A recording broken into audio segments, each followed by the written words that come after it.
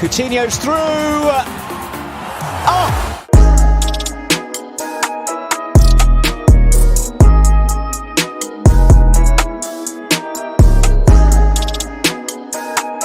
Vamos voltar a falar disso já já, mas eu ainda não sei como é que tu foi parar dentro de um caça. Qual caça que era?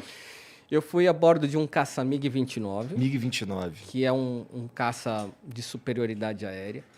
Então, O que hoje quer dizer superioridade aérea? é o caça que quando ele entra no ar, todos os aviões têm que abrir um guarda-chuva de espaço para aquele avião decolar.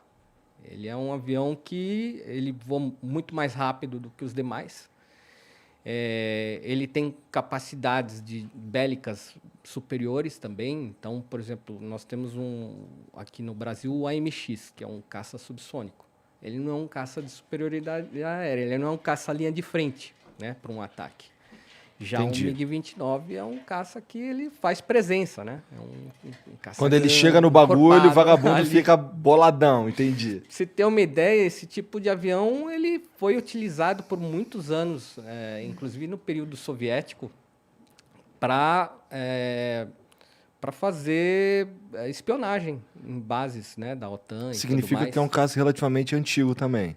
Ele foi colocado em serviço em 1985, se eu não me engano, Tá. 86. 37 anos. Hoje existe a versão dele já com software atualizada, que é o MiG-35. Tá. Então, na prática, é o mesmo avião, só que ele já tem todo o Uma equipamento de tecnologia. bordo já sofisticado, digital e tudo mais, não é mais aquele... E como que tu foi parar dentro dele? E aí foi a ideia, né? Como eu queria ser astronauta, eu estava olhando ali os requisitos, né? Falei, o que o Marcos Pontes fez que eu consigo fazer ainda? Foi mais ou menos assim, né? Tá. E eu precisava criar um currículo. Eu tinha que criar um currículo porque eu já estava na minha vida privada, desenvolvendo atividades, assim como você. Estava ganhando a vida de outro jeito. E ali eu vi um momento, eu falei, pô, eu tenho um espaço aqui para pensar no meu sonho. Então, eu descobri que na Desculpa, cara, Rússia... mas tu tinha quantos anos nessa época aí? Uns 30 anos. Mano. É mesmo? Tá. 30 anos. Ó, tarde, hein? 30 anos você começou a construir a tua carreira O Marcos astronáutica, Pontes, por dizer. foi para o espaço com 45. Tá. Então, 30, eu falei, dá tempo. Tá.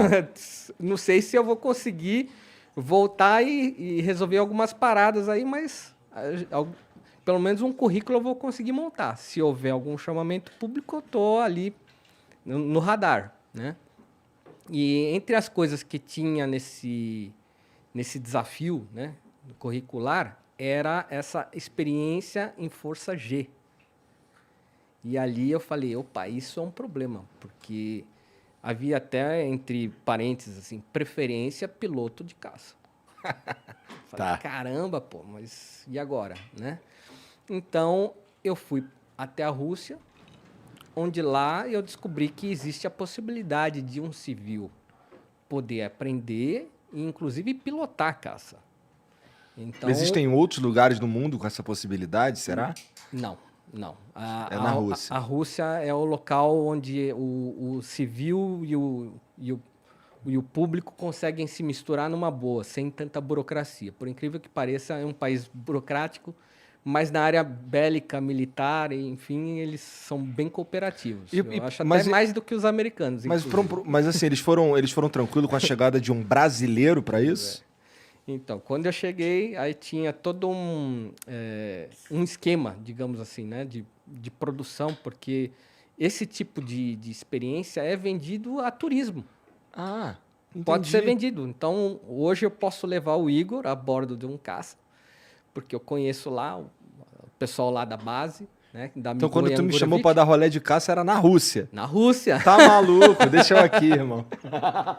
Não, porque lá é legal. Lá você vai fazer coisas que aqui nem o piloto da Força Aérea da FAB pode fazer. Entendi. Eu lembro que quando eu conheci o Marcos Pontes, né, eu estava a bordo de um avião, e aí eu mostrei para ele, olha só o que eu fiz lá na Rússia, mostrei todas as acrobacias, e ele olhou assim, ele falou, cara, se eu fizer isso na FAB, me cortam na hora. Entendi. Porque é loucura. Então, você consegue realizar algumas proezas acrobáticas lá na Rússia que aqui seria impossível no Brasil. Então, lá era o caminho. Eu consegui incluir, então, no meu currículo, forças em atividade G até 7 Gs, o que já era mais do que o apropriado para um futuro astronauta. Tu não apaga, não? Numa... Apaga. Apaga, né? Apaga. Daí tu... Mas assim, tu dá... Faz parte do show, digamos assim. É? Tem que apagar, inclusive. Entendi. Então assim, tu apaga pilotando e isso é normal. É normal, é normal, é normal. E tu me chama pra dar rolê contigo. Porra, tô fora. Mas essa é uma apagada rápida. Sim.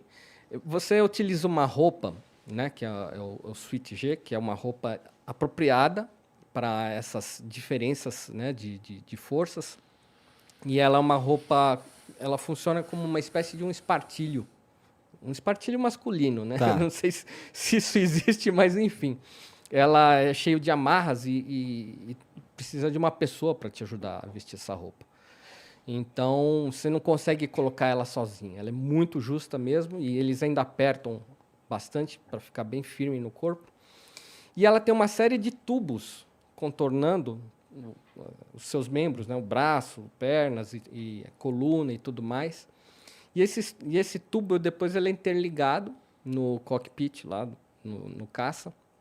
Vocês criam uma simbiose, né? Viram um ser único, né? Você e o avião. Que nem Evangelion. Aí ninguém entendeu, mas tudo bem, vai. E aí o avião, uma vez que ele desenvolve algumas manobras muito rápidas, né? Então a força G é aquela força contrária, que você comumente sente num parque de diversão, numa montanha-russa. Só que ali você não está mais descendo a 90 km por hora, uma queda de 90 metros. No caça, você está descendo a 1.500 km horários, uma queda de 1.500, 5.000 metros. É muito mais radical. Porra! Muito. Então, Sim. então, ali você vê o chão chegando muito perto. E o cagaço? Assim, tirando o fato de apagar, não dá um cagaço, não, cara? Não, ali era o meu momento masoquista. Ali eu estava feliz da vida, realizando um sonho de voar de caça. Então, para mim, é fantástico. Como que se isso aí. preparou? Como é que foi a preparação para isso daí? Bom, a preparação de astronauta, ela começa em várias atividades da NASA em cursos. Tá, bom, já Então- falamos disso, mas eu quero entender especificamente a Do do caça. caça. Ah, do caça, aí você vai rir um pouco. Ah, é? Porque a preparação é o famoso assim, chute nas costas e entra lá, né? Mais ou menos Entendi, assim. mas você já sabia voar. Sim. Então, Pelo amor de Deus. você chega lá, você tem a aula de instrumentação, né? Os instrumentos do cockpit, aprende o que é cada coisa, né? Se você vai mexer no botão, aí já vem um cara para já dá aquele tapinha na mão, aí não toca, né? Mais ou menos assim, né? Uma coisa que é muito comum e eles falam, ó, se você mexer aqui, você morre. Você lembra do Ivan Drago com o Aham, com o Rock Sylvester Balboa. Stallone, Aham, Rock Balboa, né? aham. You are dead. Né? Que ele falava assim. Então era mais ou menos assim. O cara chegava, né? Tocou aqui, Morreu. você morre. Eu falei, tá bom. Tocou aqui, você morre. Deve ter um Eu- monte de botão assim, né? Foi, não, eu falei assim, bom, tá legal esse curso, né? Tô aprendendo a não tocar em nada, né? Daqui a pouco vai voar um sarcófago com o cara aqui, porque a múmia aqui não vai poder. Mas você pode realmente mexer, você pode pilotar o caça, você aprende a usar o manete, acelerar, né? Fazer curvas com o avião. Então é uma experiência muito interessante e só é possível mesmo lá na Rússia com um caça supersônico. Existem outros países em que você pode utilizar jatos subsônicos, então aí tem uma diferença, né? O supersônico ele quebra a barreira do som. Ele atinge uma velocidade superior a 1.250 km/h. Com esse caça eu fui a quase Mach 2, que seria 2 vezes a velocidade do som.